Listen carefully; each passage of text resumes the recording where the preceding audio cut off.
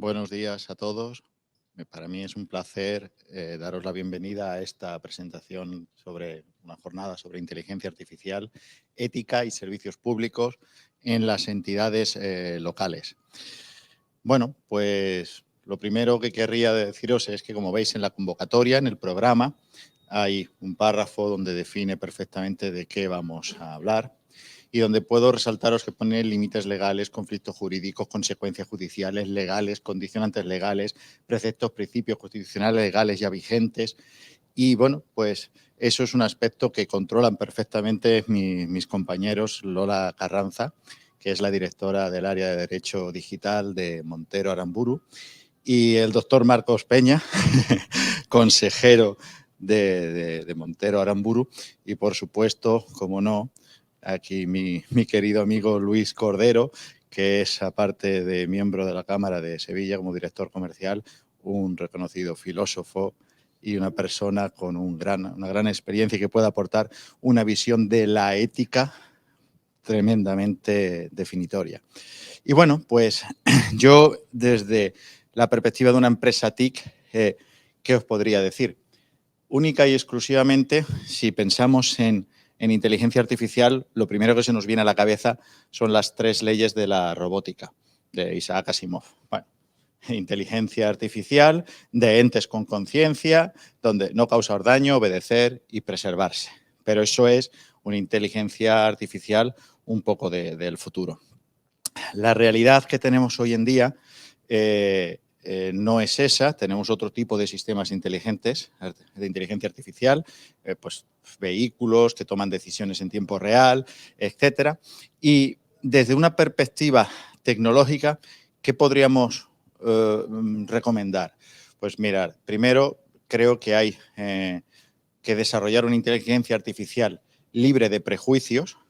Aquí hay una relación con la ética clara. La inteligencia artificial no tiene prejuicios, pero sí que puede tomar decisiones que si las tomara una persona, un ser humano, se concluyera que son motivadas por algún tipo de prejuicio. ¿Y esto cómo se evita? Evitando el uso de datos sesgados. Los datos sesgados son una fuente.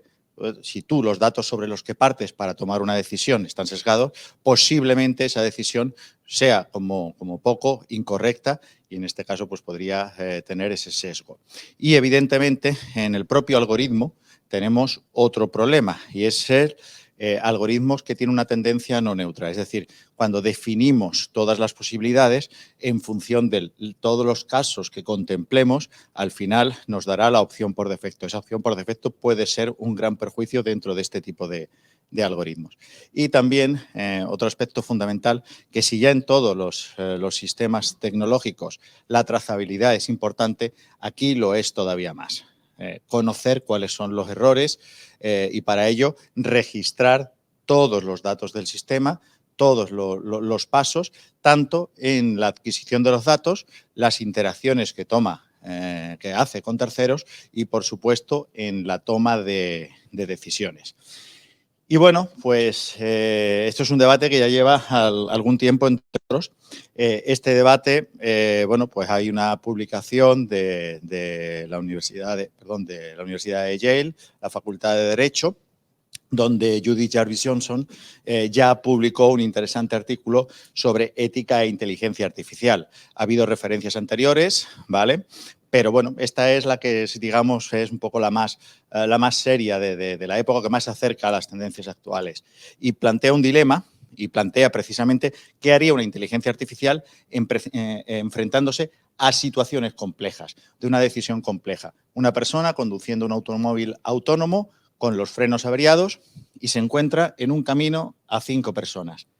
¿Qué haría? ¿Desviarse y estrellar y matar al conductor?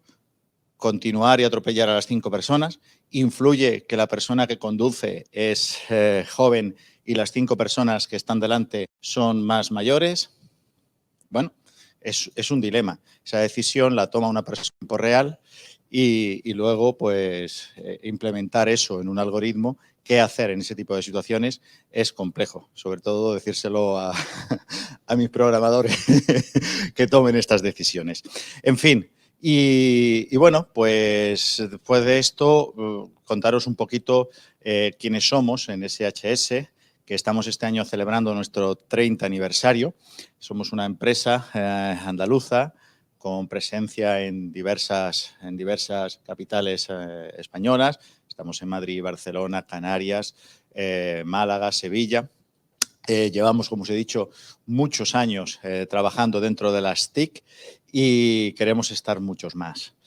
Nosotros tenemos fundamentalmente una base muy tecnológica muy importante. Estamos presentes en mercados, en diferentes áreas, como pueden ser Green Open Suite, una solución nuestra para administración local de ERP, controles de acceso y presencia, biometría, anti-COVID, gestión de recursos humanos para grandes administraciones, servicios GIS y servicios de Smart Metering y telegestión.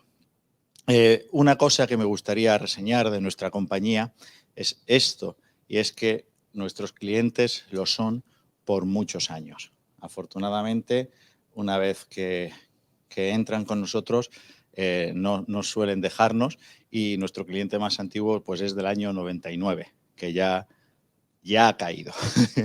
Ya ha caído.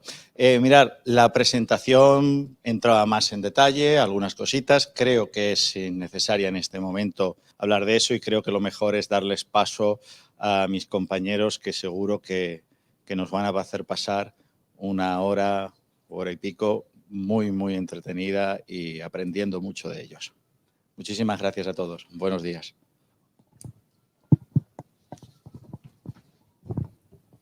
Muchísimas gracias, Paco, por esta presentación e introducción de todo lo que las tecnologías están suponiendo en esta nueva era digital en la que nos encontramos inmersos, ¿no? En la que la tecnología tiene un papel absolutamente fundamental, tanto para empresas como administraciones públicas.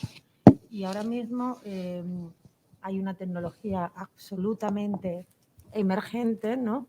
Como es la inteligencia artificial y muchas de estas tecnologías conexas a la misma, en la que en esta sesión vamos a intentar aportar dos visiones absolutamente diferentes.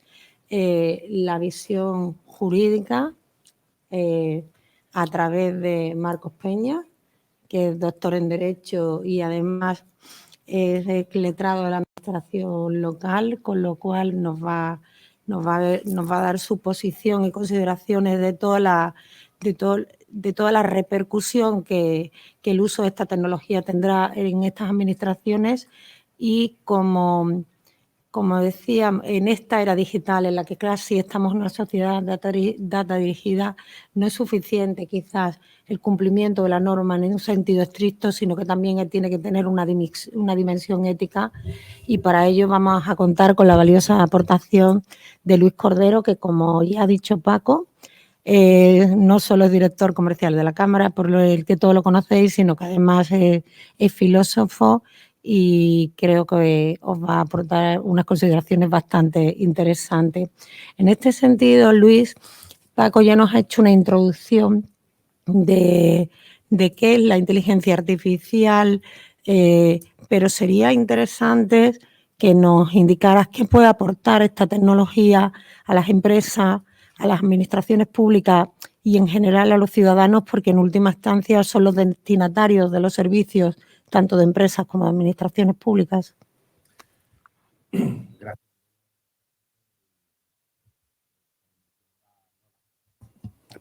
Gracias, Lola, gracias, Paco. Y como mencionaba Lola, está la visión legal y jurídica que Marcos va a aportar. Y bueno, la visión ética y las preguntas éticas que nosotros podemos poner encima de la mesa. Bueno, porque evidentemente a lo largo de la ponencia ya veréis que concurre la necesidad de hacerse estas reflexiones y estos planteamientos de cara, pues, a ir avanzando en algo que es ignoto, que es desconocido.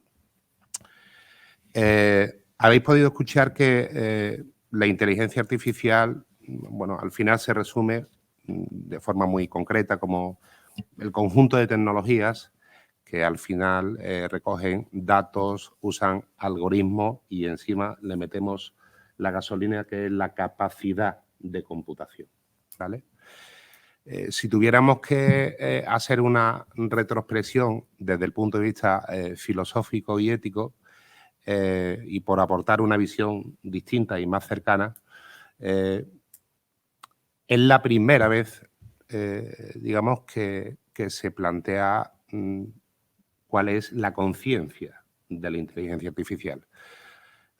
Para todos los asistentes, a lo cual agradezco su participación, si le preguntamos sobre tipos de inteligencia, pues todos y cada uno de nosotros empezaríamos a pensar en que existe una inteligencia emocional, una inteligencia espacial, una inteligencia visual, pero sin embargo, de un problema ontológico, es decir, ¿qué es el ser de la inteligencia artificial?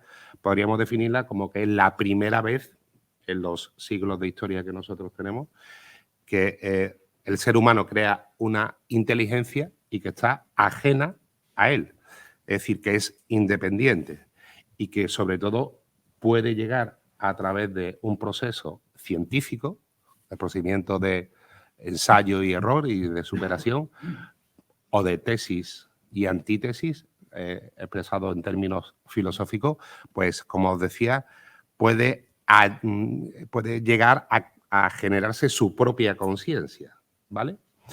Entonces, claro, esto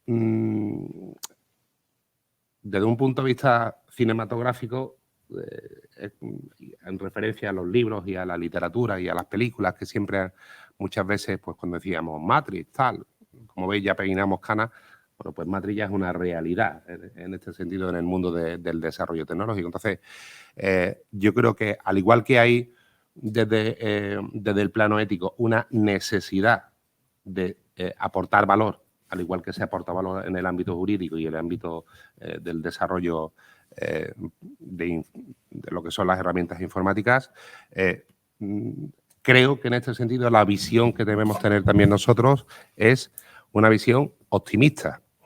La inteligencia artificial controlada, lógicamente, va a producir simplificación en el ámbito público, va a producir optimización en el ámbito público, va a producir mejora de una eficiencia, nuevas oportunidades, nuevos paradigmas en los cuales se produce la gobernanza que el ámbito público tiene que desarrollar con los administrados, en este caso. Gracias, Luis. Marcos, decía Luis ahora, ¿no? Todas las oportunidades que puede incorporar la inteligencia artificial al ámbito público, ¿vale? Estamos ahora mismo inmersos en una economía digital en la que las empresas, gracias a empresas como HS, ¿no? Están asumiendo una transformación digital bastante profunda. El uso de tecnologías como robotización, machine learning, inteligencia artificial, todas estas tecnologías, las empresas se tienen muy asumido. Pero quizás la administración pública es mucho más reacia o consideramos que puede ser mucho más reacia a todos estos cambios, pero también estamos viendo que la propia administración pública de alguna forma se está smartificando, ¿no? Si pudiéramos utilizar ese término. Podría de alguna manera ser los algoritmos de esta inteligencia artificial los nuevos empleados públicos del siglo XXI. ¿En qué podría ayudar esto? Y puede hacer esto que se transforme por completo el concepto que tenemos a día de hoy de administración.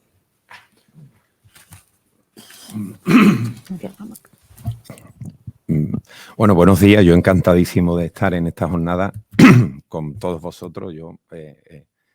Me encanta lo que acaba de plantear Luis, lo que Paco y lo que me acaba de pasar Lola. Daría para, bueno, ahora empiezo totalmente a escribirlo.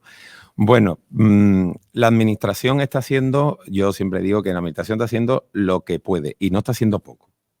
Realmente no está haciendo poco. A mí me gusta por una parte, algunas veces soy muy crítico y normalmente, pues bueno, pues la gente que me lee ve que normalmente me dice que soy muy crítico, y otras veces pues considero que la administración, teniendo en cuenta el tipo de administración que tenemos, pues bueno, pues está haciendo lo que puede, y si ahora, como iremos a datos, pues España en su administración pública en relación con la inteligencia artificial no está para nada mal posicionada.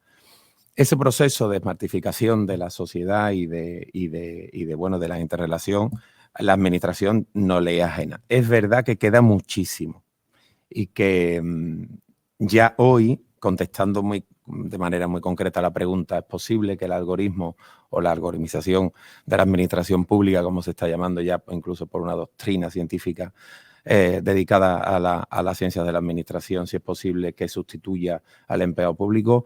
En algunos aspectos la respuesta es sí. O sea, la respuesta es sí. Ahora veremos de manera muy concreta, porque a mí me gusta analizar las cosas de manera concreta, en qué procedimiento, en qué parte de la administración local o en qué servicio público local se está utilizando una determinada inteligencia artificial, un algoritmo específico para sustituir al empleado público en su resolución o en la toma de datos o en el informe que tenga que hacerlo. Ahora mismo se puede decir que incluso hay partes ya procedimentales que el empleado público, los empleados públicos, sobramos. Hay una gran parte, por ejemplo, económica en la que se puede hacer perfectísimamente ya mediante inteligencia artificial, y de hecho se está haciendo. Dentro de ese proceso de smartificación de la administración, normalmente seguimos estando por el primer paso. Se han diferenciado 4 pasos, ¿no? Desde la administración electrónica, ¿no? La administración punto, ¿no? Del e-government al e-governance, ¿no? Y de la gobernanza a datos abiertos, a la administración inteligente, al dato ya inteligente, al dato abierto, y a la interconexión, a la administración. Es verdad que ha provocado un cambio completamente profundo en todo lo que ha sido la estructura administrativa, pero por una razón esencial. La administración cambia en el siglo XIX, del siglo XIX-XX, por el concepto de servicio público. Ahora nos meteremos. Finalmente, ¿qué es un servicio público? Bueno, la reserva de una determinada prestación que la administración se reservaba casi con carácter de monopolio, donde el ámbito económico no podía intervenir, y donde se utiliza y se sigue utilizando el concepto de interés general, que todo el mundo lo utiliza pero nadie lo define. Materialmente es el interés mayoritario favorecido legalmente. Se confunde con el interés social o con la utilidad pública, que la tenemos también en la expropiación. Son conceptos jurídicos indeterminados que, cuando te vas a la jurisprudencia, el derecho judicial, es bastante complicado. Es un concepto que nace de la Revolución Francesa y que aquí ahora no vamos de orden público, por cierto, y que aquí no vamos a... Pero la administración nos tenía como eso, como administrados. Es decir, éramos individuos. Si a alguien se le dice, oye, ¿cuál es tu ética profesional? Él directamente es capaz de responder, ¿no? O simplemente, por utilizar un plano más alegre, ¿cuál es la ética deportiva que tiene este equipo, ¿no? Bueno, pues evidentemente todos sabemos. Entonces, ética como tal es la parte de la filosofía que trata del bien, de lo que es bueno para todos y del fundamento de sus valores. Como os decía antes, de repente aparece una cosa, un ente, que se llama la inteligencia artificial, que va por detrás de la ética porque no tenía esa consideración de ser, ¿vale? Y aparece en 1997, pues por primera vez un término, que es el término de tecnoética, que se remonta a una publicación que hace un autor que se llama Roy Scott, y que intenta vincular lo que es la palabra tecnología y la palabra ética. La tecnoética, como tal, es la disciplina que analiza la dimensión moral tanto en el uso de artefactos, es decir, hardware, como en los sistemas tecnológicos, software, ¿vale? Y retomando un poquito lo que comentaba Marcos sobre la cuestión de la individualidad, os quiero poner también en un contexto que afortunadamente corresponde al ámbito jurídico, ¿no?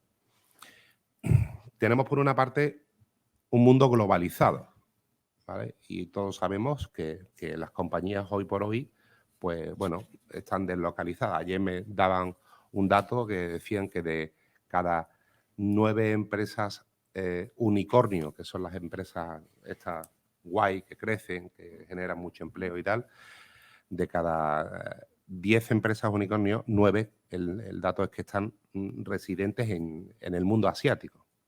Y ahora os voy a plantear un dilema. De forma muy resumida, en el mundo existe 3 tipos de gestión del dato, 3 tipos de gestión de la individualidad. Está el modelo asiático, en el cual el dato está al servicio del Estado. Y de estos datos que están al servicio del Estado, ya tenemos aquí a 9 compañías unicornios, en el cual el dato del Estado puede hacer lo que le dé la gana.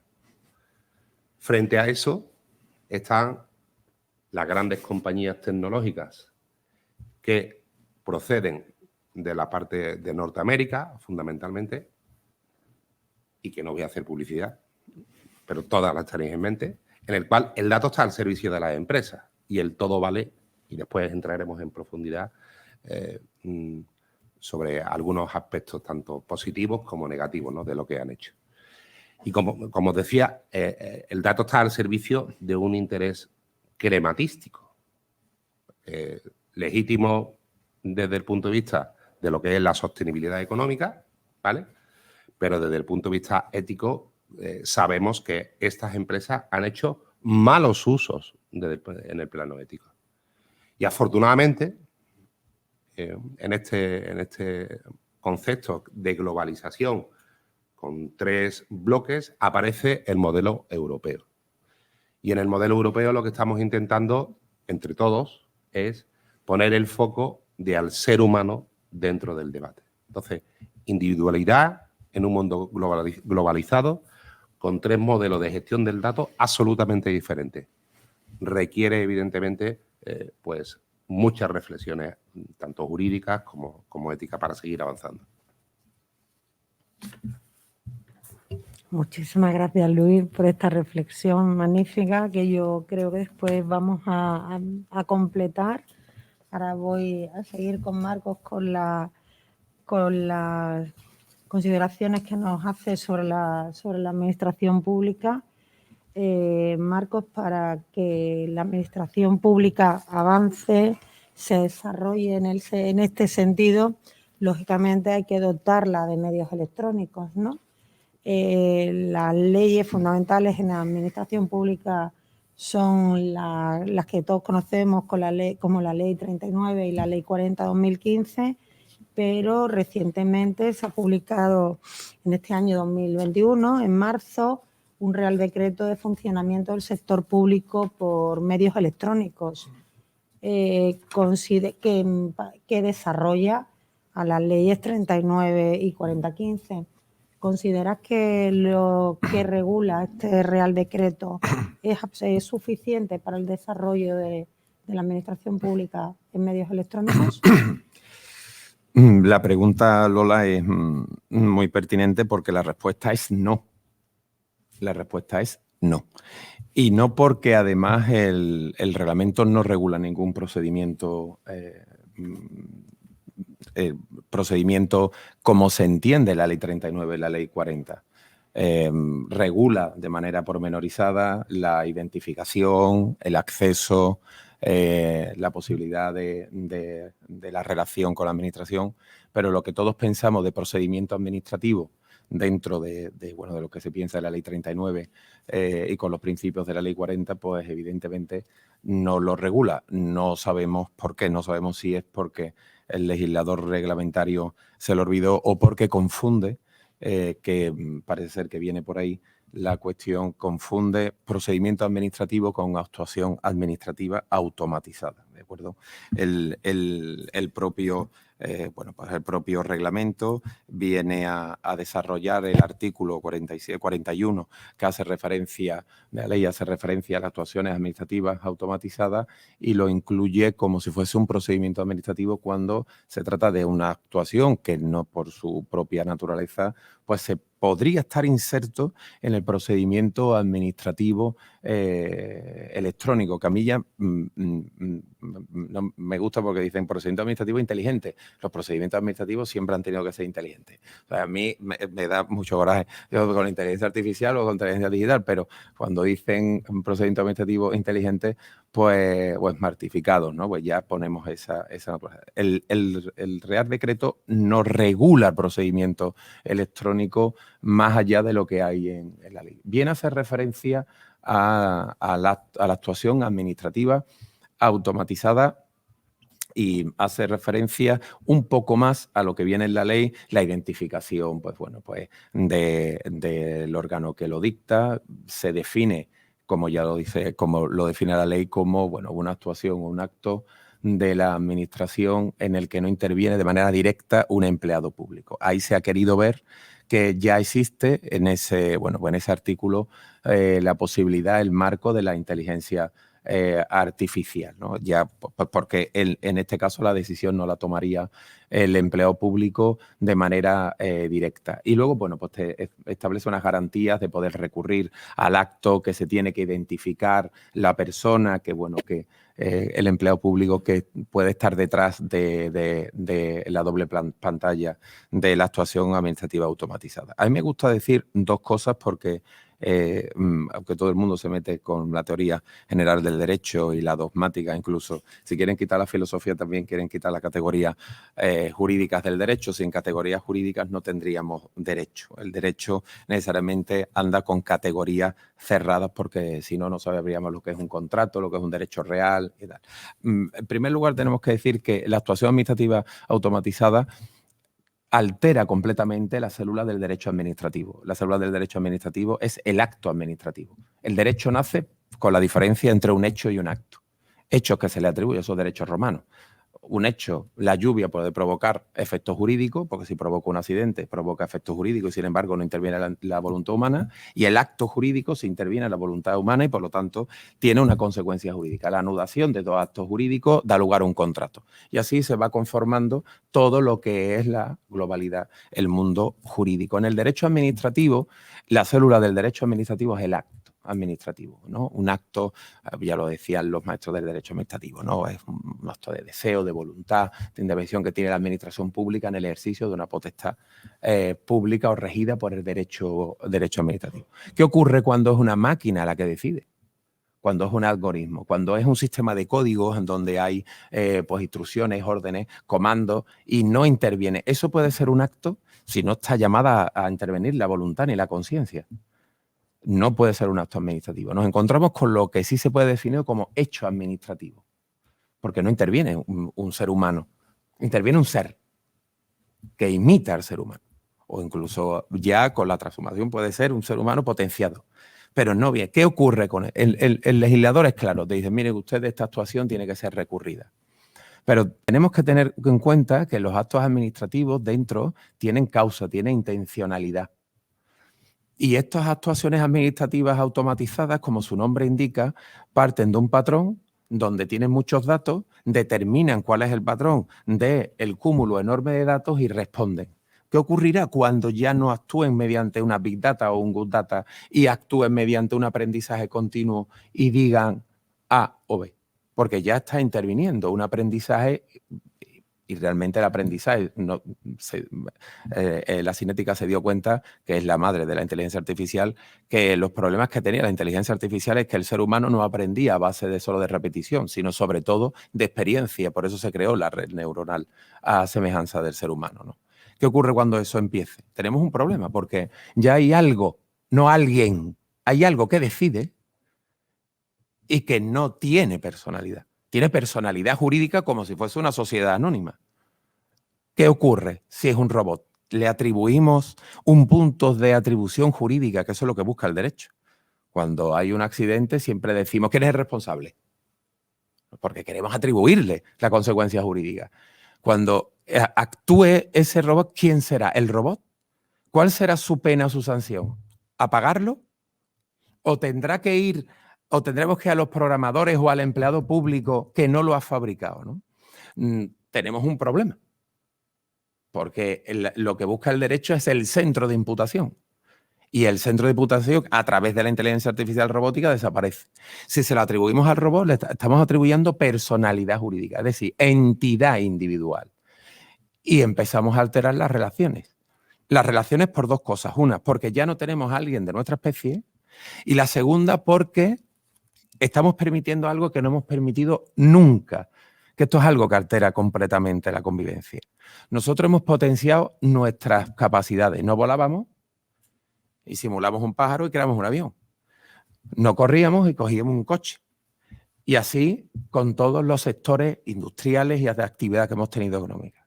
Es la primera vez que queremos que nos sustituyan. Ya no queremos intervenir. Queremos que algo esté donde nosotros y decida. Queremos que algo nos diga que está bien o que está mal. Es la primera vez que el ser humano no evoluciona, sino que da un paso hacia el lado. Claro, eso es un problema enorme para el ámbito jurídico y sobre todo para el derecho administrativo, que lo que intenta es garantizar los derechos de los ciudadanos frente al poder público. Nos hemos quedado todo un poco, ¿no, Luis? Ahora mismo como un poco perplejo, Marcos. La verdad que queda para pensar bastante, ¿no? Y como decías antes, para hacer una tesis, por supuesto. Luis, pues ya Marcos la ha dejado bastante claro, ¿no? El uso de estas tecnologías y sobre todo la inteligencia artificial conlleva riesgos. Riesgos para la privacidad, riesgos porque puede tener sesgos discriminatorios. ¿Consideras que el impacto de estas tecnologías es más negativo que positivo? Lógicamente también estamos viendo cómo estas tecnologías también se están utilizando en medicina con importantes avances, pero creo que es cuestión de hacer un equilibrio y por qué pueden producirse estos riesgos, sobre todo en materia de privacidad, intimidad, individualidad, como decía Marcos, y discriminación en un momento dado. Bueno, antes de pasar a responder o a intentar contextualizar, no me puedo resistir a apoyar la tesis de Marcos en este sentido, porque no solamente porque de derecho sabe muchísimo más que yo, pero siempre intento, siempre pongo el mismo ejemplo. En el ámbito de lo jurídico y sobre todo en el ámbito empresarial se utiliza dos términos muy sencillos, que es personas físicas y personas jurídicas. Siempre ponemos la palabra persona por delante. Habría que reflexionar sobre si lo de persona inteligente no... A lo mejor yo me caigo de la parrilla totalmente, pero personas, no sé, no se me ocurre. Pero bueno, voy a trasladar a la pregunta que me hace Lola dos tipos de respuestas. Primero, mi experiencia, ¿vale? Y en este sentido soy optimista. Yo trabajo como director comercial en la Cámara de Comercio, que es una corporación de derecho público, ¿vale? Esta corporación de derecho público, en el año 2006, yo era el responsable de lo que entonces era el departamento TIC, ¿vale? Hoy no sé, ahora se llamaría el departamento de transformación o bueno, dependiendo el tipo de actividad. Bueno, pues en el año 2006 hay una emprendedora sevillana que llega y desde una startup, filóloga, y me dice, oye, yo quiero proponerte que la Cámara de Comercio utilice lo que son los sistemas de lenguaje artificial, ¿vale? Para crear un asistente virtual y ponerlo en la web. Es decir, traducido al román paladino, que en vez de tener una persona descolgando el teléfono, ¿vale? Para atender una duda, pues se desarrollase este asistente, se llamaba Laura, pues que a través de Laura las consultas que nos llegaban mediante la web, ¿vale? Pues fueran resueltas. El proyecto me encantó y de hecho hoy no tengo más que estar muy orgulloso de haber pertenecido al mismo, porque esta emprendedora sevillana que se llama Pilar Manchón, es hoy por hoy una de los responsables de la inteligencia artificial o de los sistemas de inteligencia artificial en una pequeña compañía que no sé si os sonará, pero que se llama Google, ¿vale? Entonces, saber que Pilar está ahí detrás, ya sabes que por lo menos hay un plano ético y yo la sigo y sigue teniendo precisamente ese plano ético, a pesar de que dentro de diferentes áreas de su compañía, bueno, podríamos estar en disquisiciones sobre lo que el uso ético, ¿no? que hay en algunos aspectos. Atendiendo a tu respuesta, a tu pregunta, perdón, ahora me toca hablar como filósofo, no como director comercial de la Cámara, ¿no? Evidentemente tenemos infinidad de ejemplos que la inteligencia artificial debe ser algo positivo para la especie humana, pero que lo que nos toca es aprender a manejar al niño o a la niña, es decir, aprender de alguna forma a controlarlo. Tenemos muchos ejemplos, ¿no? que vemos que la inteligencia, y habéis mencionado, aplicado en el tema de la medicina, con las cuestiones que se plantean desde el punto de bioético o incluso desde el punto de vista de trasplante, ¿no? A la hora de decir, pues, oye, si me meto un chip, no me meto un chip, todas estas cuestiones, ¿vale? Pero entonces lo que tenemos que hacer, que en base a esta experiencia, avanzar en el control de esta inteligencia artificial. Y sobre todo, lo que puede ser más relevante e importante es evitar que la inteligencia artificial nos domine. Hablaba antes, Marco, de la discriminación positiva a la hora de hacer una valoración de determinadas situaciones a la hora de prestar una subvención, efectivamente. Esto, ¿por qué esta persona que está en un tema de exclusión social, ahora de repente una máquina dice, bueno, pues estos son dilemas éticos que hay que embeber dentro de estos desarrollos algorítmicos? Porque lo que sí está claro es que si al final vamos a un modelo puramente algorítmico, puramente matemático, y nosotros anejamos y dejamos en el orillado, nos apartamos de lo que es la posición de nuestros derechos, de las posiciones morales, de lo que debe estar, lo que debe ser correcto, de lo que es el bien común y tal. Estoy totalmente de acuerdo con Marco que lo que estamos haciendo es una involución del ser, ¿vale? Él decía apartarse. Yo soy un poco más cafre y diría hacer una retroevolución, ¿vale? Al respecto, una involución, ¿vale? Pero bueno, creo que al final estamos ante una cuestión que es innovación muy abierta, muy ignota, muy desconocida y que lo que tenemos que hacer es una reflexión con sosiego ante los nuevos paradigmas, ¿no? Y evidentemente poder crear pues, un conjunto de normas o un conjunto de buenas prácticas, ¿no? Y para ser más ilustrativo al respecto y permitirme también, quiero poner dos ejemplos de lo que era el uso de la filosofía en determinadas cuestiones, ¿vale? Y trayéndolo a la realidad, uno de hace 25, 26 siglos y otro de ahora cuestión de un año.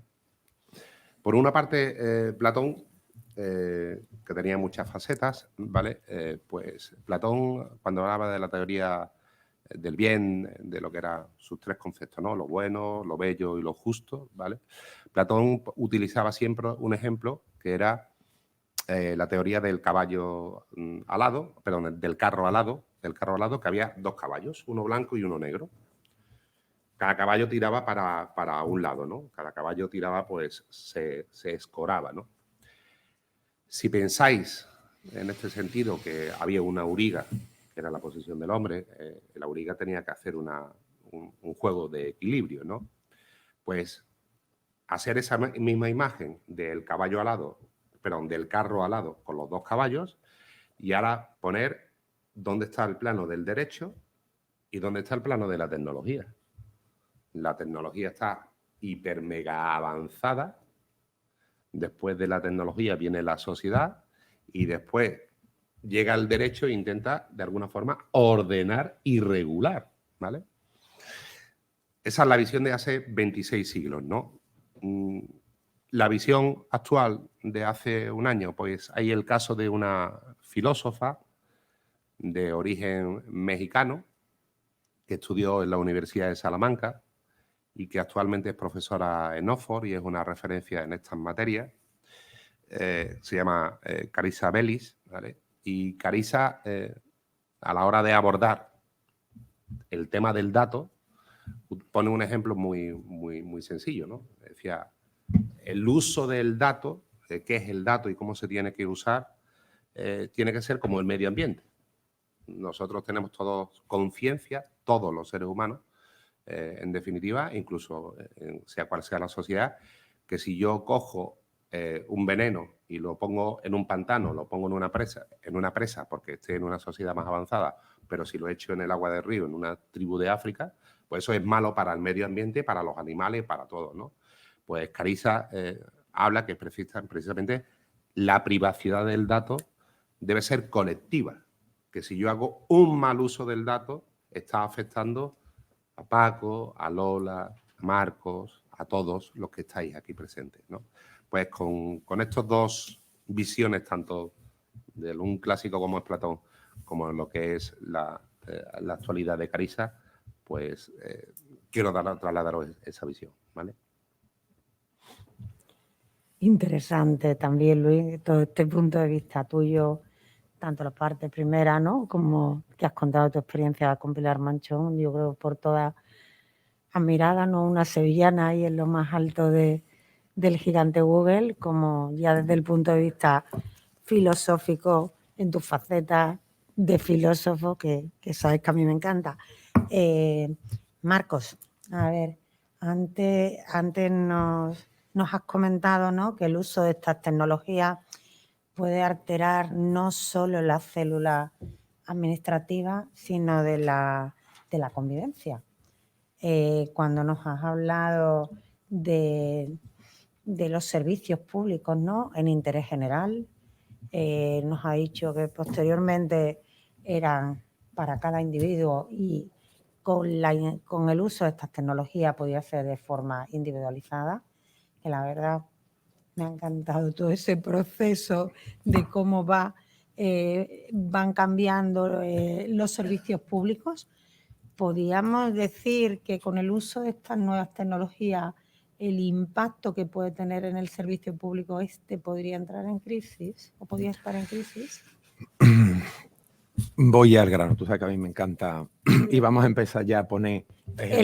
El directo. En la primera pregunta sí, en la segunda sí, no, sí, porque y ahora… Yo no, esto de tanta… Pongo un ejemplo, veréis si el concepto, para que no digan que excluyo el tema los compañeros juristas, es que tal, el concepto de servicio público lleva en crisis desde que empecé yo la carrera. Y hace mucho, aunque todavía soy joven, todavía soy joven, pero desde que empecé la carrera como consecuencia de que, bueno, dos parámetros influían. Una era que la reserva que tenía la administración pública para realizar prestaciones en beneficio de la comunidad también podía prestarla de igual eficiencia el sector privado y, por lo tanto, empezó a diluirse ese concepto de que solo el sector privado podía realizar servicios de interés general o en beneficio de la comunidad y no el servicio privado, lo que realmente se ha demostrado que no, que efectivamente entidades privadas pueden desarrollar un servicio público o para el público, que es lo que significa servicio público, pues prácticamente igual que la administración pública, y al contrario, la administración pública puede intervenir en el ámbito económico, así se lo reconoce el artículo 128 de la Constitución, a la iniciativa privada a través de una iniciativa, no de una instancia pública, es decir, tenemos el sector público empresarial. Eso hizo que, bueno, los límites del concepto de servicio público empezaran a desdibujarse. Pero contestando a tu pregunta, os voy a poner mi ejemplo. Porque yo creo que pedagógicamente es lo mejor. Ustedes sabéis que yo estoy en excedencia voluntaria por interés particular. Yo soy el letrado jefe de un ayuntamiento de Sevilla, de un ayuntamiento de la provincia de Sevilla, y tengo que, si Dios quiere, pues bueno, pues prorrogar mi excedencia. ¿De acuerdo? Bueno, ¿qué es lo que qué hay hoy en España que la inteligencia artificial a mí, como empleado público en excedencia, me facilite frente a donde no? Frente a la administración 1.0, la administración electrónica, que no es nada más que yo, pues con mi tarjeta y mi firma electrónica, yo lo que haría era una solicitud a través de gestión electrónica de expedientes, y le llegaría al registro electrónico del ayuntamiento, eso daría lugar a una carpeta electrónica que tendría determinados departamentos, esa le saldría una lucecita, en esa lucecita el empleado público correspondiente tendría que poner una nota de hacer como una especie de informe con sus diversos apartados, referirse al jefe de personal, el jefe de personal tendría que hacer un informe, normalmente tendría que hacer un informe propuesta conforme al artículo 175 del ROF, que es una norma del ámbito local, tendría que pasar luego a la secretaría y tendría que hacer dos cosas. Una, la secretaría podría dar un informe negativo porque considera que el informe que se expide pues sencillamente no se ajusta a la legalidad, o bien hacer una diligencia confirmatoria de la legalidad y por lo tanto ese informe propuesta subir al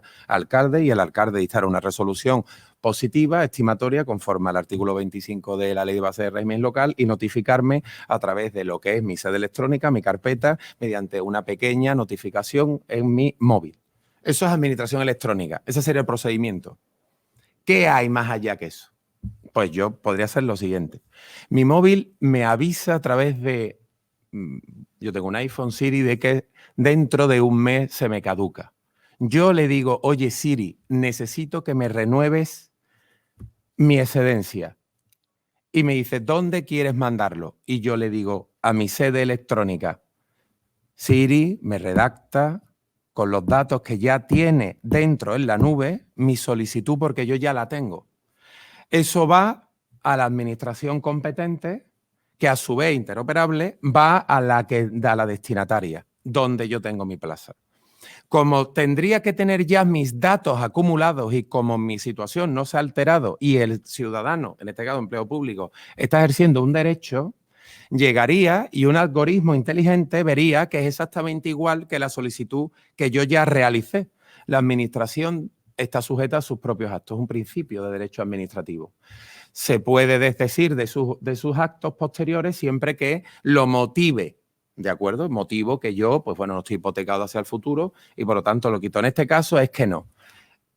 Como la inteligencia artificial ve que es exactamente igual y que Marcos Peña no ha alterado su solicitud, haría el informe propuesta a través de una autorización administrativa automatizada, inmediatamente subiría a lo que es la carpeta de alcaldía. La carpeta de alcaldía vería que efectivamente es exactamente igual que yo lo que hice hace 2 años, estaría la firma y el sello del alcalde, inmediatamente me doparían y yo tendría la notificación en menos de media hora. Todo ese procedimiento se haría simple y llanamente yo en mi coche diciendo, oye Siri.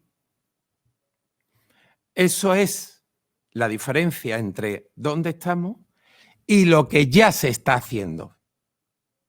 Y lo que ya se está haciendo en el ámbito local. Yo podría haber renovado mi excedencia viniendo aquí.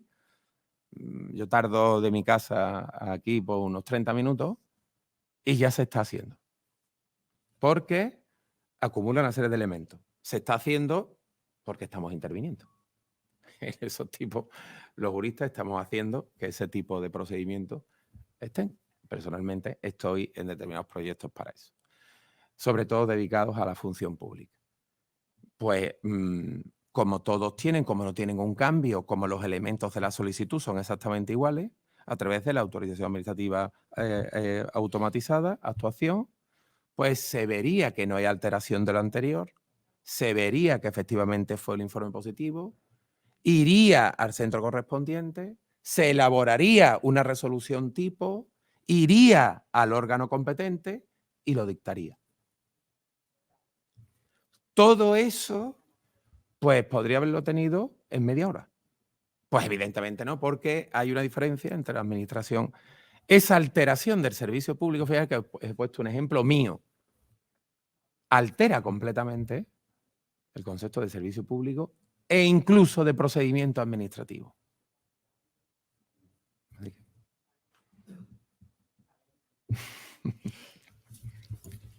Nada. Has usado un ejemplo muy adaptado al tema de la protección de datos. O sea, que has hablado de tu ejemplo propio. Claro. Ahí se te nota que eres un experto en la materia.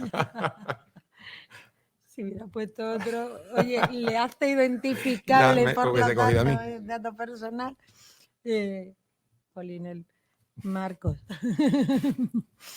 Luis, antes comentabas sobre la ética, ¿no? En todos estos procesos, usos de las tecnologías, como la inteligencia artificial y sus tecnologías conexas, pero ¿qué consideraciones tienes que tener este aspecto ético de la inteligencia artificial? Y si podrías comentarnos algún método sencillo que debe tenerse en cuenta en el uso de la inteligencia artificial. Bueno, con la humildad que hay que ejercer en estos temas, lógicamente, las consideraciones tienen que ser simples para ser alcanzables, entendibles y sobre todo practicables, ¿no? Y además, en este sentido, vuelvo a incidir que muchas veces los filósofos nos hemos hecho consideraciones que no han tenido respuestas, pero que después, a la posteriori, ¿no? Pues se ha traducido en el desarrollo de una disciplina científica, ¿no? Por utilizar una imagen, pues bueno, imaginémonos a Aristóteles mirando las estrellas, ¿no? O pensando cómo llegar hacia ellas o qué era. Bueno, hay tantos ejemplos que en fin, estaríamos en una sesión.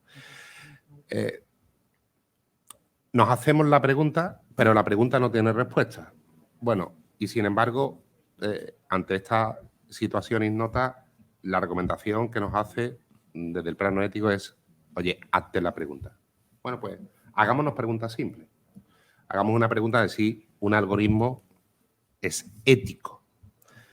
Hagamos una pregunta para decir y para hablar que si efectivamente este algoritmo puede dañar a una parte de los seres, ¿vale? Si la implantación de un algoritmo conlleva daños colaterales respecto a la especie. Esas son preguntas que a lo mejor para un programador o para un analista, de repente que se tenga que pausar, pero bueno, si hay algo que pausar y abordar planos éticos más allá de lo que es el análisis que hace de la estructura del sistema y tal, y cómo tiene que serlo, ¿vale? Pues nos han demostrado con su experiencia que son capaces de hacer cosas muy potentes y muy versátiles. Siempre cuando doy clase de filosofía yo propongo un método, ¿vale? Y me voy a detener un par de minutos en explicarlo. El método tiene un nombre bastante complejo porque se escribe en perfecto andaluz que se llama toca pensar con tilde en la A, ¿vale? ¿A qué me refiero con este método, ¿vale? Y sobre todo hablo un poquito de la indefensión, ¿no? Yo siempre le digo a mis alumnos que como método, que en cualquier circunstancia de lo que es su actividad profesional, siempre estoy hablando en el ámbito profesional, no en el plano personal, que se hagan 3 preguntas, ¿no? Y para ser un poquito más didáctico y bajar un poquito más el terreno al suelo, ¿vale? Las menciono y las voy a abordar de lo que estamos hablando, ¿no? De inteligencia artificial o de Internet, para ser incluso más básico. ¿Quién es Dios en Internet? Y no estoy hablando de si creo en Dios o si no creo en Dios, o si soy agnóstico o si soy ateo. No. Estoy hablando de algo que es la palabra Dios, que todo el mundo la conoce, tiene una serie de significados y de atributos. Entonces, en base a esa serie de significados y atributos, nos hacemos la pregunta de quién es Dios en Internet. Claro, si pensamos que Dios se caracteriza por ser omnisciente, es decir, lo sabe todo, que además escucha tus plegarias, ¿vale? Otra cosa que las puede atender o no las puede atender. Por lo menos la de que me toque la lotería yo la llevo practicando, pero de momento, bueno, me ha tocado la lotería con mis 3 hijos y con mi familia, ¿vale? Que además sepa perfectamente dónde tú estás, que te tenga identificado y que sobre todo tenga capacidad de responder Pues si preguntáramos hoy quién es Dios en Internet, diríamos, pues posiblemente Google. ¿Vale? Te tiene siempre localizado, es omnisciente, está omnipresente y además tienes una respuesta a tu súplica que es la consulta. Esto puede parecer una chorrada, pero si os paráis a reflexionar, además de la chorrada, veréis que tiene una trascendencia desde lo que es la metodología de trabajo. Si yo hablara en un ámbito mercantil quién es Dios, pues entonces en el ámbito mercantil es los resultados de la compañía dentro de lo que es una política de responsabilidad social corporativa, así, de sostenibilidad, ¿vale? La segunda pregunta es ¿qué es la naturaleza en Internet? Y esta pregunta, y aquí tenemos un ejemplo a Paco, que, no, al revés, si me viene genial. Paco está utilizando una naturaleza que es un smartphone. Hay una naturaleza que nos está boicoteando, que es el cañón de la pantalla, que está titileando y que está haciendo. Yo tengo la misma naturaleza si me conecto a Internet, a través de un PC o a través de un smartphone o a través de una tablet, ¿vale? O a través de una red 3G o a través de una red 5G. Y la tercera pregunta es ¿quién es el ser en Internet? En las previas que estábamos aquí los cuatro ponentes, decíamos uno, ¿tú tienes Twitter? Yo no tengo Twitter. No, es que yo soy de LinkedIn, tal.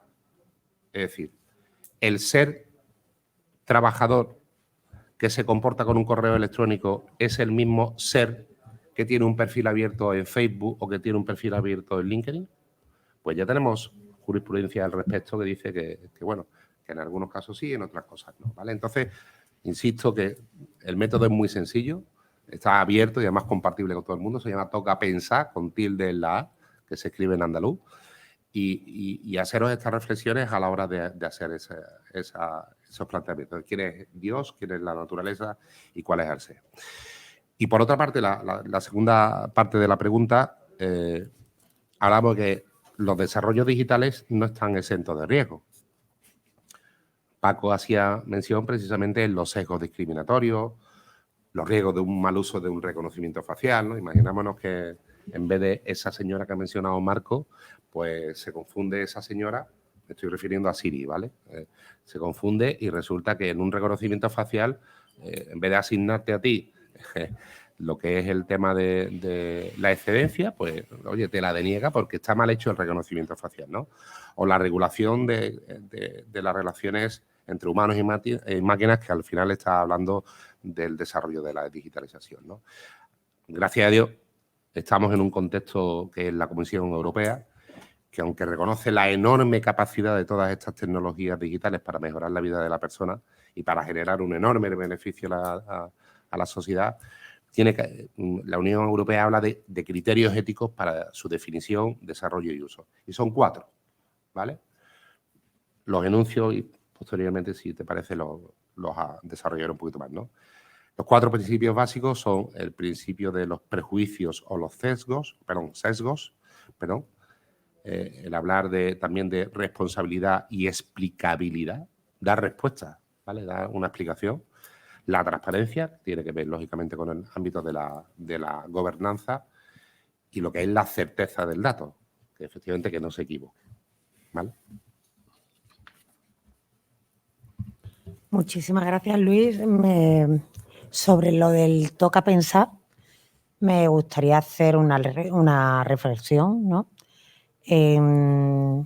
Yo creo que es el momento, lo hablo muchas veces con Marcos y creo que contigo también, de que esta sociedad digital o en esta cuarta revolución digital en la que nos encontramos, en la que ya Marco decía, es la primera vez que el hombre se quiere sustituir ahora mismo, se defina por parte de juristas, humanistas, tecnólogos, filósofos, qué ética o qué se quiere aplicar a esta sociedad que muchas veces incluso es data dirigida, ¿no? Ahí seguimos a día de hoy hablando de las 2 grandes corrientes, ¿no? Por un lado, Stuart Mill, ¿no? Con su utilitarismo, ¿no? que nos diría, oye, en el caso de que en el coche autónomo vayan 3 personas y haya que atropellar a uno, lógicamente se atropella al uno y salvamos a 3 porque es menos, ¿no? Y esa teoría del utilitarismo sería así. En cambio, si nos vamos a Kant, ¿no?, con su defensa de la dignidad humana, nos diría, oye, ¿cómo vas a matar a ese uno, ¿vale? Si ese uno es el que tiene la pócima de la vacuna del COVID que va a salvar a la humanidad, ¿no? Con lo cual yo creo que quizás a día de hoy los planteamientos son mucho, mucho más complejos, ¿vale? Con lo que es el momento de que esa ética aplicable a todo lo que está sucediendo en el uso de estas tecnologías, ¿no?, sea definida por la sociedad en general, instituciones, administraciones, juristas, tecnólogos, humanistas y la sociedad en sí. Permíteme además que o sea, no puedo estar más de acuerdo contigo y con el ejemplo que has puesto de Stuart Mill y de Kant. Entra un filósofo, ¿eh? Y por conceptualizar, en el año 2016 tuve la oportunidad de escuchar al que era entonces el consejero delegado de Vodafone en una de las conferencias que organizamos dentro del Club Cámara y que, bueno, hablaba, no recuerdo el título de la ponencia.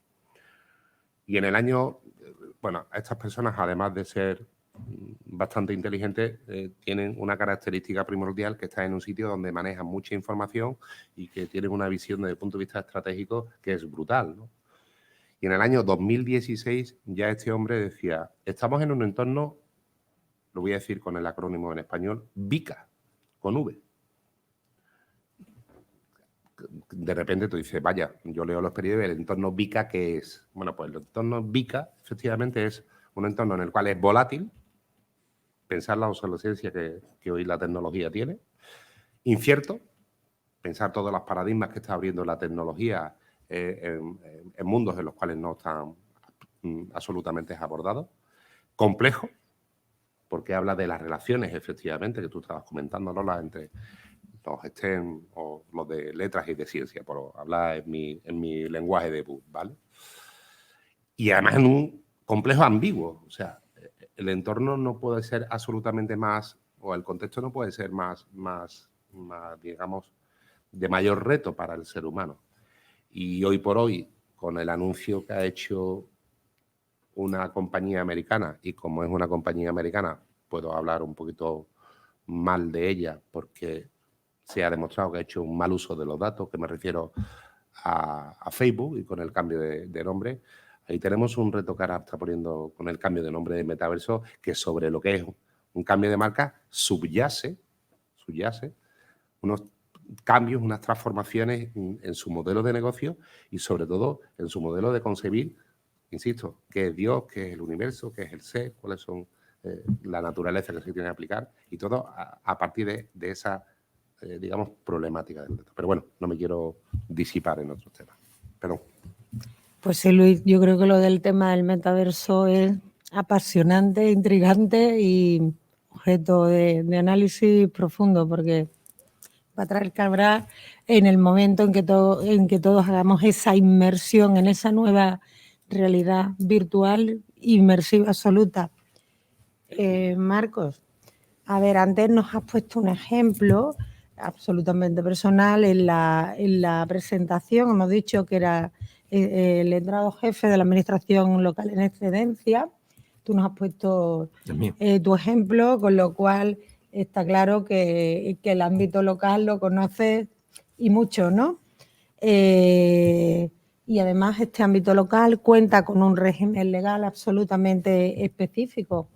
¿Cómo puede chocar el uso de la inteligencia artificial en el ámbito local? ¿Qué usos se están haciendo ahora mismo? ¿En qué servicios? ¿Cómo se está aplicando?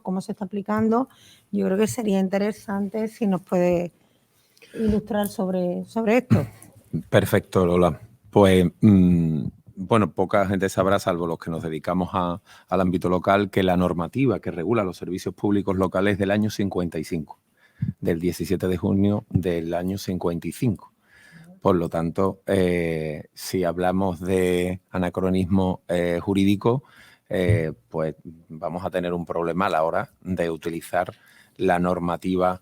Tengo que decir, y lo tengo claramente, que está todavía en vigor porque es una gran norma.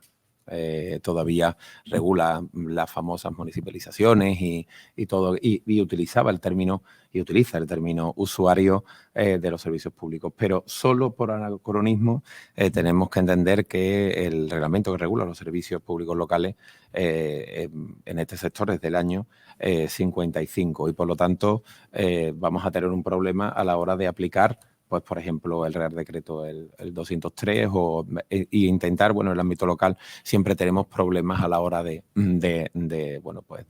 tener que armonizar toda la normativa estatal y aplicarla a la normativa local que está muy atomizada. Es verdad que no es la única norma, pero sí que está en vigor y que normalmente tenemos que acudir a ella a la hora de tener que aplicarla, igual que la ley de bases y la 39 y 40 que has hecho antes en relación y las conexas.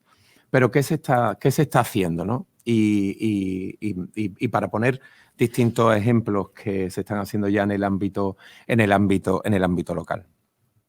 La Comisión Europea hace 2 años publicó un informe que me gustaría leer,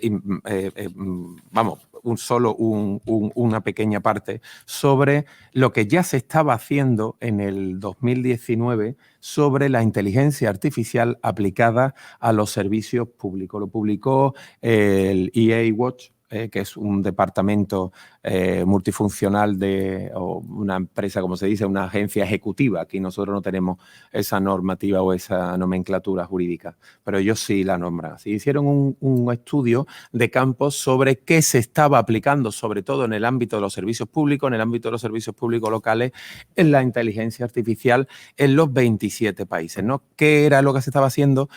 ¿Qué sesgos estaba teniendo? ¿Y qué estaban utilizando sobre todo las administraciones públicas? Leo rápidamente, eran 230 casos y 10 tipologías. Procesamiento de audio, chatbot, asistentes digitales, agentes virtuales y sistemas de recomendación, eran 52 casos. Robótica cognitiva, automatización de procesos y vehículos conectados y automatizados, 16. Reconocimiento de identidad, visión artificial, 29. Sistemas de expertos basados en reglas y toma de decisiones basadas en algoritmos, 29. Gestión de conocimiento impulsada por la IA, 12. Machine Learning y Deep Learning, 17. Procedimiento natural del lenguaje, minería de textos y analítica de discursos, 19. Analítica predictiva, visualización y simulación de datos, 37. Analítica de seguridad e inteligencia de amenazas cibernéticas, 11. De todas estas, sobre todo, estos eran programas de inteligencia artificial implementados en los 27 países. La administración pública, las preferentes eran los servicios en línea, como los chatbots y similares, la explotación de los datos disponibles mediante herramientas para la generalización y simplificación, visualización y simulación y predicción de datos y procedimientos administrativos, dirigidas a escenarios para mejorar la comprensión de los problemas sociales y las relaciones con la administración. Y luego, pues había 76 casos donde se aplicaba la inteligencia artificial, en salud 41, en asuntos económicos 40. La administración estaba apostando, decía la Unión Europea, la Comisión Europea, este organismo, principalmente por la relación a través de los chatbots inteligentes para evitar, ahora veremos qué se está haciendo en España y concretamente y de manera, concreta. Pero, ¿qué nos decía Europa? Pues se está utilizando mucho principalmente la relación con la administración donde el ciudadano más quejas tiene. ¿Dónde están las quejas? Pues no me coge el teléfono, espero cola, cuando llego el empleado público tiene puesto en la frente no, usted viene, va a Hacienda, mire usted, no, o tal. O sea, ese paradigma que no solo se da en España y que sufrimos los empleados públicos y la función pública también se da en prácticamente todos los países de la Unión Europea porque beben de la tradición francesa y por lo tanto no podemos compararnos, como están diciendo ahora, con los países nórdicos porque los países nórdicos tienen una administración pública mínima. De hecho, se dice que tienen gobierno y no administración y lo dice Dalmacio Negro, que es un catedrático de ciencias políticas reconocido en el mundo entero y por lo tanto no podemos compararnos ni siquiera con la distribución administrativa de Estados Unidos. Sé que normalmente nosotros tenemos una tradición que no podemos en ese aspecto compararnos. Los que sí nos podemos comparar con el desarrollo de una administración muy sólida, pues efectivamente están apostando muchos por la relación entre ciudadano y administración a través de pues, chatbot inteligentes y a través de mediciones específicas de, bueno, pues, de problemas sociales a la hora de actuar. En España, uno de los municipios, y en este caso ayuntamientos más avanzados que tenemos a la hora de implementar y que ya se está implementando este tipo de inteligencia artificial es el Ayuntamiento de Barcelona. El Ayuntamiento de Barcelona ha creado lo que se llama la Estrategia Municipal del Algoritmo y Datos para el Impulso Ético de la Inteligencia Artificial. A mí me parece extraordinario. Tengo que decir que me parece el documento y lo que se está implementando extraordinario. No está esperando a una Europa que nos tenga que decir. Yo siempre digo que nosotros tenemos una autonomía administrativa, no legislativa, pero administrativa. Nada impide que se pueda implementar códigos éticos, reglas éticas a través de una ordenanza municipal, donde se apruebe un plan estratégico municipal. Ahora veremos que tiene hasta un registro de algoritmos para inscribir algoritmos con código abierto para que puedan ser auditables con carácter general por la ciudadanía. Me parece fantástico porque ese gobierno abierto, transparente y participativo, ¿no?, que nosotros lo hemos incorporado como la gobernanza, ¿no?, que era un lema muy propio de Obama y que nosotros lo hemos incorporado al ejercicio de la acción pública y política, pues aquí sí que hay una accountability importante, ¿no? Ese tipo de algoritmos abiertos que utiliza, que se convierten en dominio público. Fijaros qué importante, ya está en funcionamiento. Voy a poner datos concretos, pero quiero poner algo, por ejemplo, donde nosotros estamos inmersos sobre la conducción automatizada. Mira, hay un problema en el sector público y en el sector privado. En el sector privado, la conducción automatizada lo ha dado en el centro neurálgico del problema y el por qué ahora mismo no se está implementando, dejando a un lado problemas tecnológicos. El transporte automatizado se está implementando, permitidme la expresión, yo soy así, en estados donde son de moralidad distraída y en otros, pues, que no sé si queremos o tenemos una moralidad un poquito más fijada, pues estamos diciendo, vamos a pararnos. ¿Por qué digo eso? Porque en un ámbito privado, si un coche automatizado, propiedad mía, atropella por un problema a una persona, yo siempre podré, hay un principio jurídico que es que las penas con pan son menos, yo podré indemnizar, así nos permite, ese daño y decir, bueno, mire usted, la administración pública no actúa así. Y es que no puede actuar así. No solo es que no pueda, es que no puede actuar así. Mañana ponemos a Tuzán sin conductor. Tenemos un problema, tenemos que ir a la feria y yo tengo ganas de coger una lanzadera, hace 2 años que no tenemos y yo tengo que cogerlo. Y el autobús es automatizado. Y cuando va para la feria, pues tiene un problema y ejecuta mal un comando. Y por lo tanto tiene que decidir en milisegundos. Tiene metida efectivamente un criterio que es el que se está utilizando, ojo, no hay otro criterio. El criterio utilitarista es el que se está mediante cuantificación numérica, con determinados parámetros, con determinados sesgos emocionales intencionadamente metidos, como puedan ser mujeres embarazadas con determinadas cuestiones, pero no se están metiendo otras diferenciaciones, no se están metiendo otras. Pues el autobús vuelca y por desgracia morimos muchos. ¿Qué ocurre ahí? el comando ha ejecutado una orden inmediata en milisegundos mucho más rápido, porque lo que se dice frente a la conducción humana es que es accidente cero. Volvemos a los principios. En el accidente 1 que tiene el humano tiene un punto de imputación. Con el conductor no. Claro, ¿qué ocurre?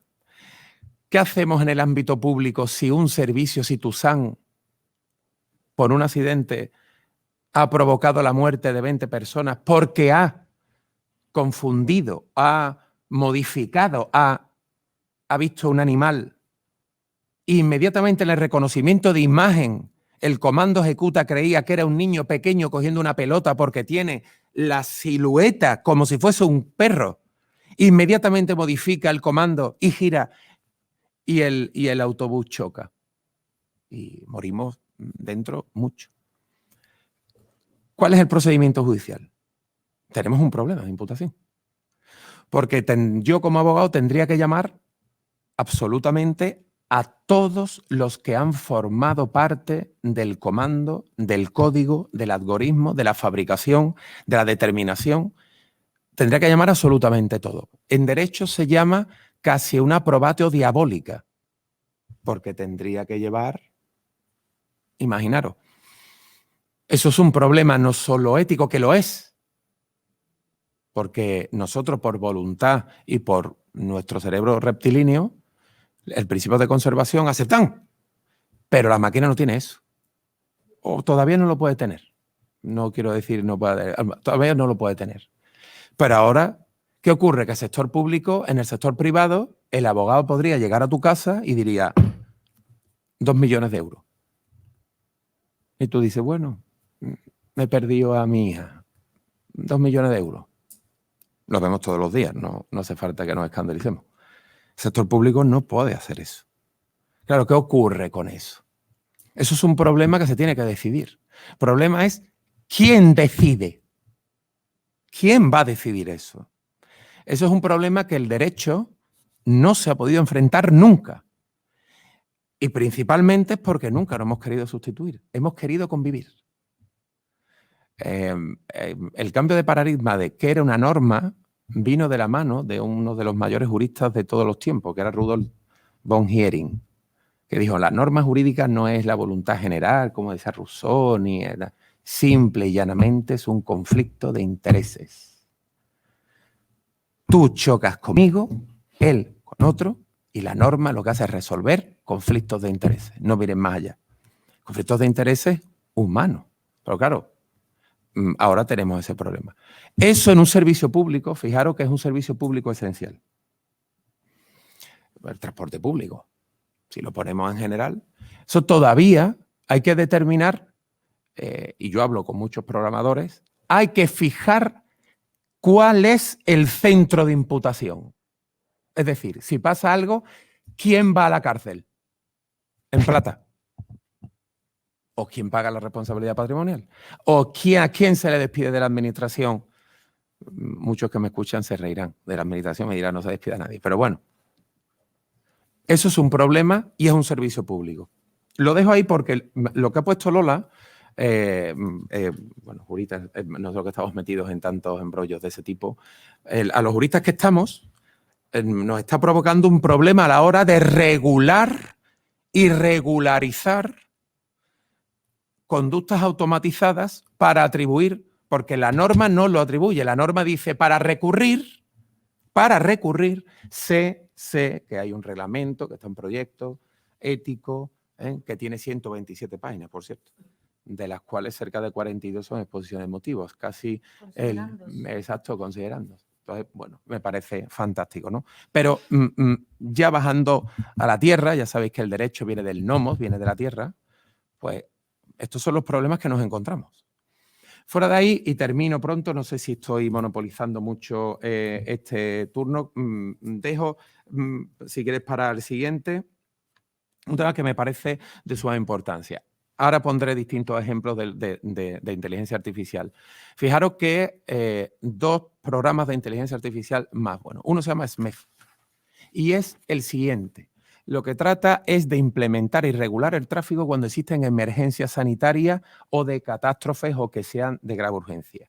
Lo hace una central donde a través de figuras de semáforo y de organización del tráfico, mide dónde se produce el siniestro y dónde se encuentra el vehículo de urgencia o de emergencia, de tal forma que reorganiza el tráfico a través de la modificación de los semáforos, de redistribuyendo lo que es el tráfico, apartándolo y abriendo un camino perfectamente hábil y abierto para que vaya el coche de policía o el coche de emergencia a recoger siniestros. Ha reducido un 33% la siniestralidad y los problemas de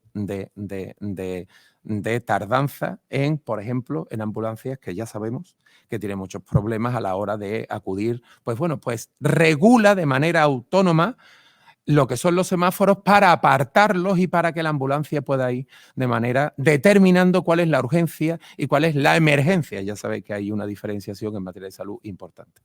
Y una segunda que me parece también muy importante, se ha implementado, en este caso en el Ayuntamiento de Barcelona, ha sido la determinación, el acceso a las playas, mediante cámaras térmicas donde determinaban si había aglomeraciones o no.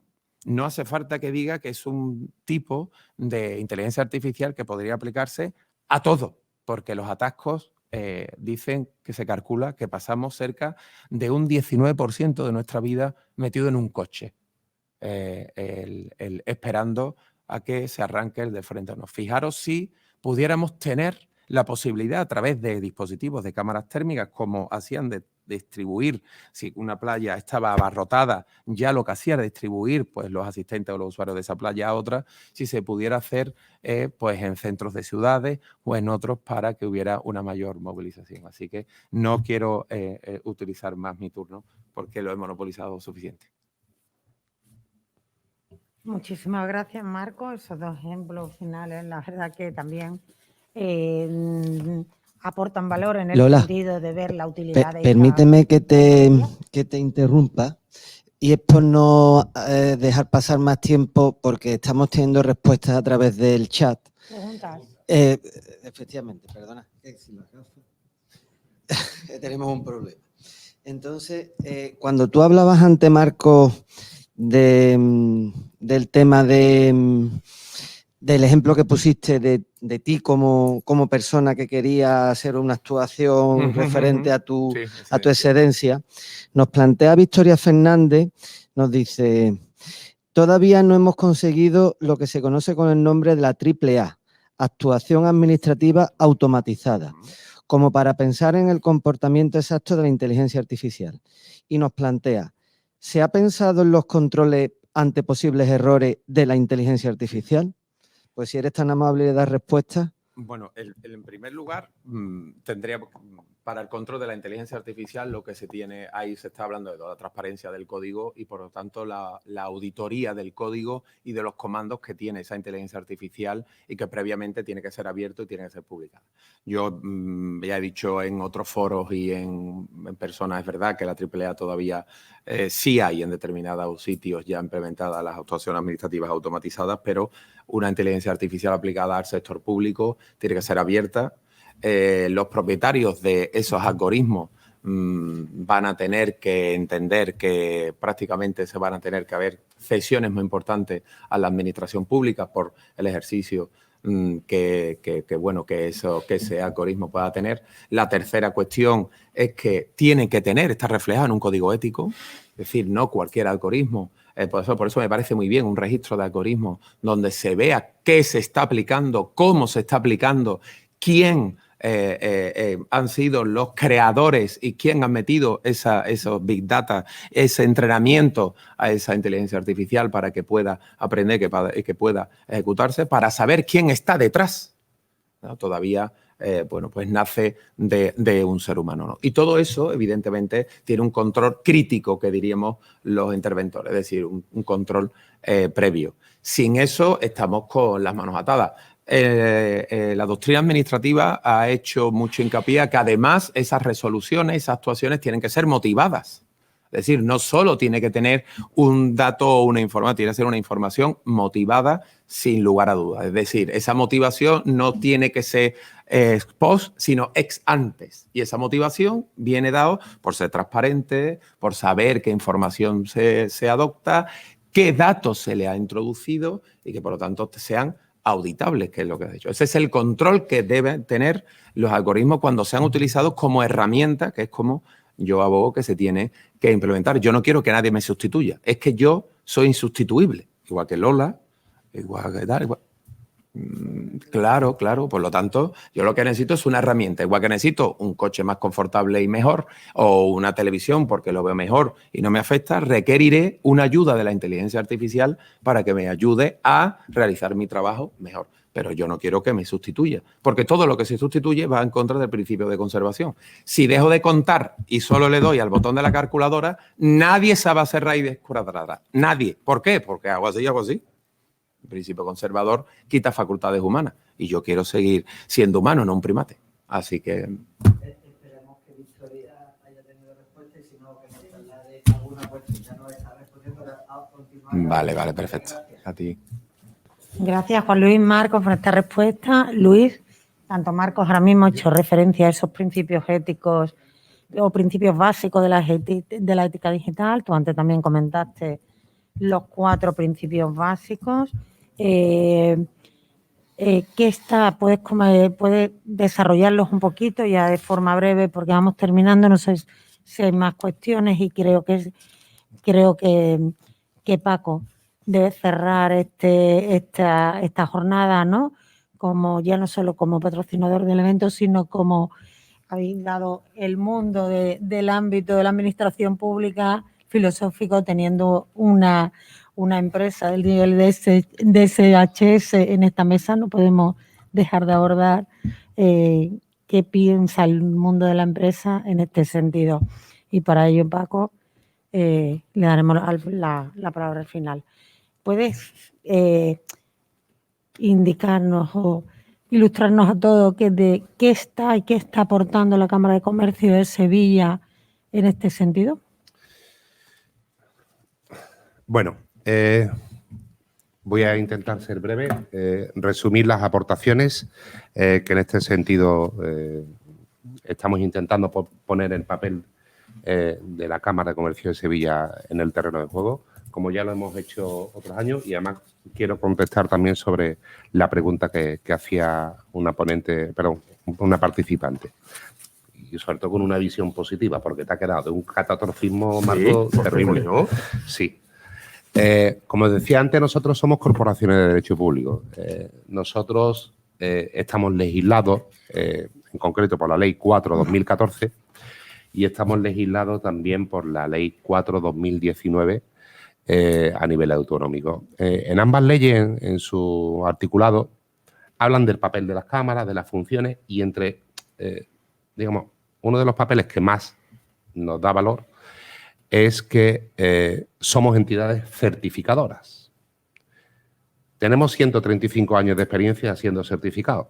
Es decir, que si hay alguien que quiere poner una mercancía de Sevilla en cualquier parte de Iberoamérica, o tiene un papel que es certificado por la Cámara de Comercio o no pone la mercancía. Bueno, pues este papel de las cámaras a nivel mundial en el mundo de la certificación, estas 2 leyes mencionadas abordan también y sobre todo nos facultan y nos dan la legitimidad para desarrollar certificaciones. Y bueno, gracias precisamente a debates, a charlas, y aquí tengo que mencionar al trabajo que hemos desarrollado 3 personas, que uno de ellas es Lola Carranza, otro es Miguel Ángel Rodríguez y otro servidor, junto con la dirección técnica del papel de certificación.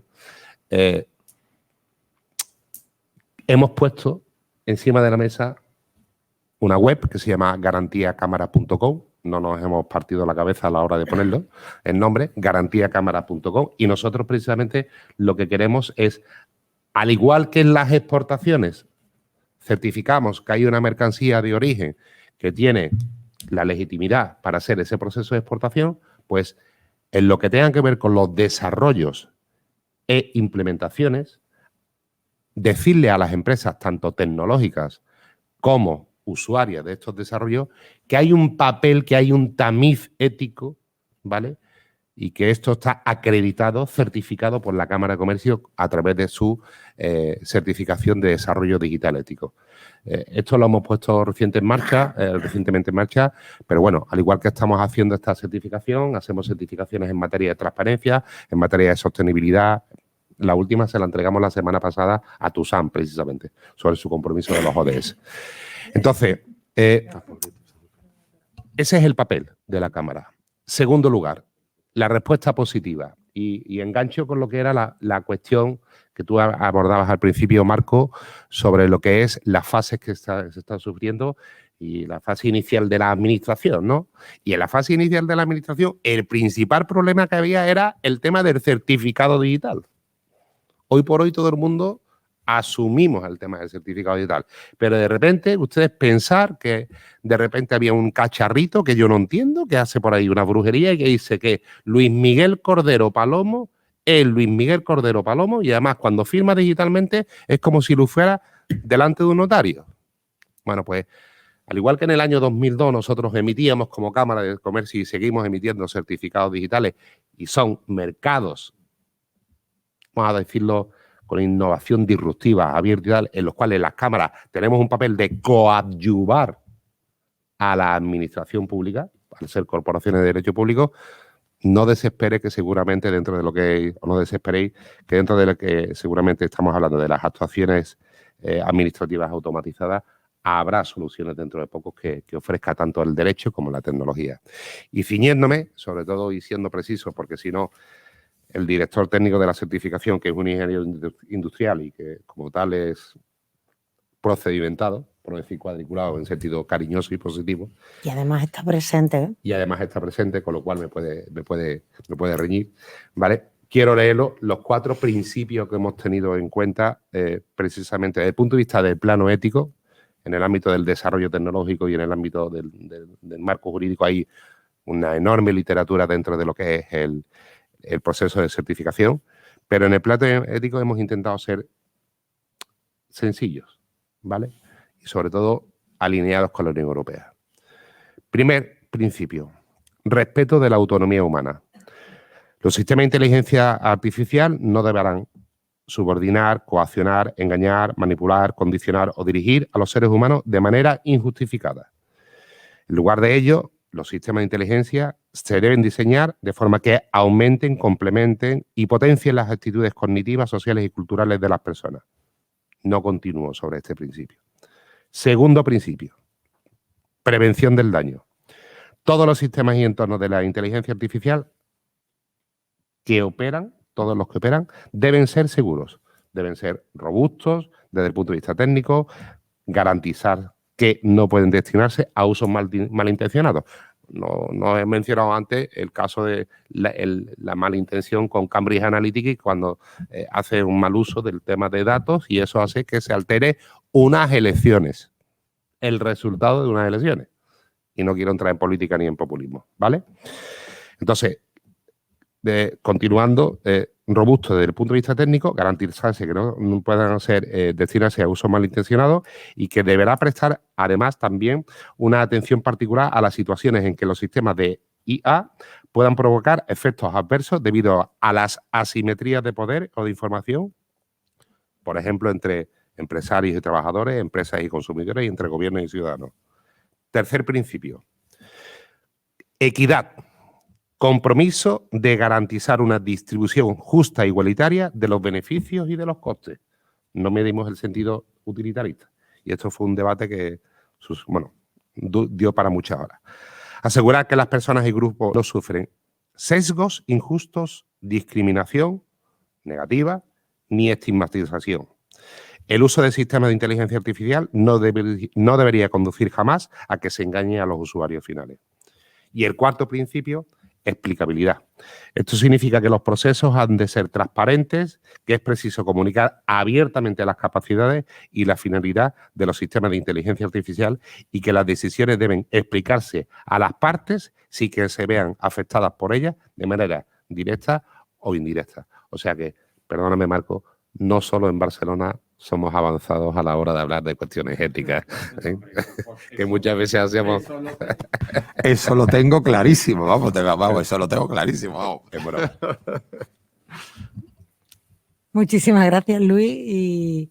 Y puesto que has comentado que el proyecto este de certificación en desarrollo ético digital lo he elaborado contigo, decir que ha sido un placer trabajar contigo, con Miguel Ángel Rodríguez y con Juan Luis Martínez en toda la elaboración de ese referencial de certificación, que espero que sea muy utilizado por las empresas, porque considero que tiene un gran nivel y aporta bastante seguridad a todo el desarrollo en materia de ética digital. Por último, como os he comentado antes, que ya hemos visto la visión de un jurista y del ámbito público, además, que nos lo completaba.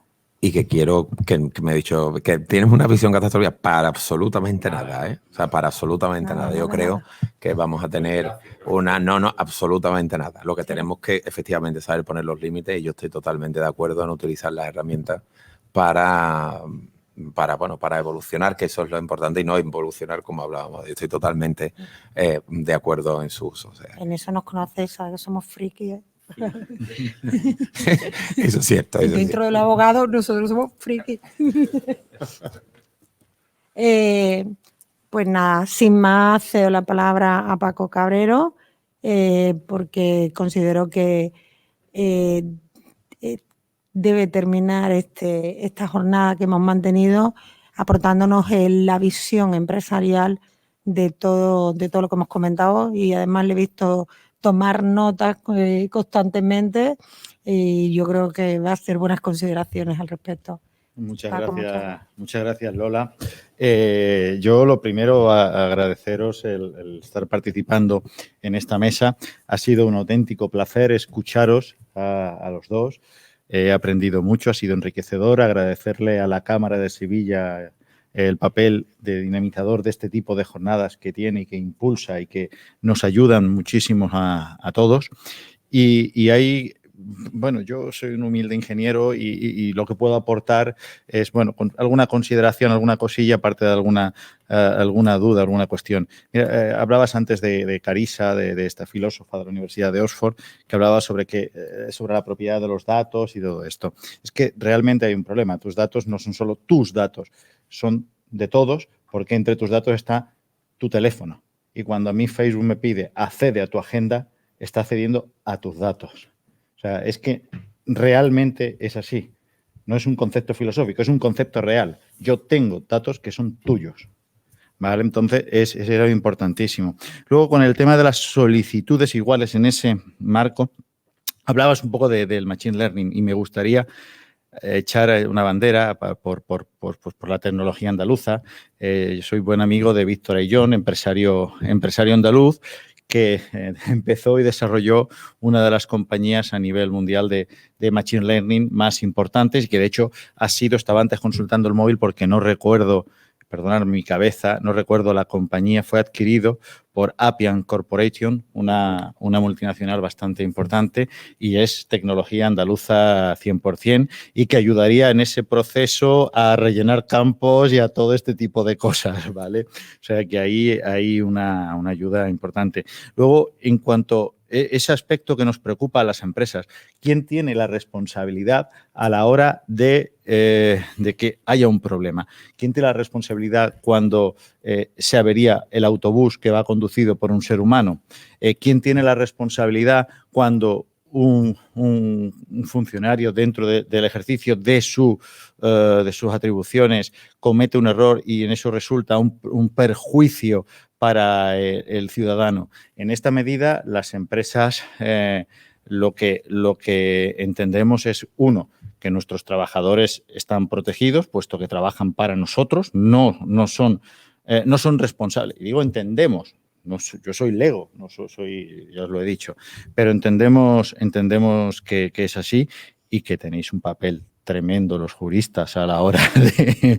porque estamos parados. O sea, tú te vas con marcas de vehículos, un vehículo en concreto, por no hacer publicidad tampoco, que el algoritmo de conducción autónoma en Europa está capado. Y te cuesta lo mismo en euros y en dólares, son 10.000 dólares, que en España son 10.000 euros, por un algoritmo capado.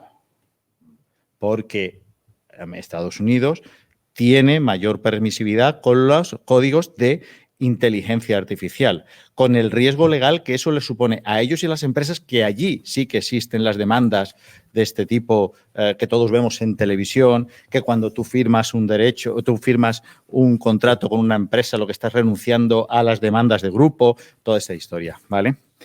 Y si mi vista me lo permite, porque esto ya, entre que escribo escribo muy mal. Bueno, se ha hablado ya de las diferencias de la legislatura, de la legislación americana y europea, el accidente. Pues yo creo que nada más, que eso es un poco lo que quería deciros, y que estamos todavía sí, este es el último aspecto. Estamos en una etapa muy temprana, aunque nos parezca muy avanzada, todavía nos queda. Daros cuenta que no hace mucho fue la primera vez que un ordenador derrotó a un maestro de ajedrez. No recuerdo si maestro o gran maestro, ¿vale? Sabéis que no lo recuerdo. Deep Blue se llamaba el programa. IBM. Efectivamente. Entonces, la velocidad de computación de los chips dentro de los algoritmos de inteligencia artificial son importantísimos. Esta misma marca de coches ha anunciado hace poco un chip que multiplica por 4 la potencia de procesamiento. Este tipo de avances son los que van a determinar el futuro tecnológico de la IA en los próximos años, ¿vale? Y bueno, pues nada, lo dicho, muchísimas gracias, Luis, de verdad, ha sido un placer estar aquí sentado. Marcos, Lola, aprender de vosotros y buenos días por mi parte.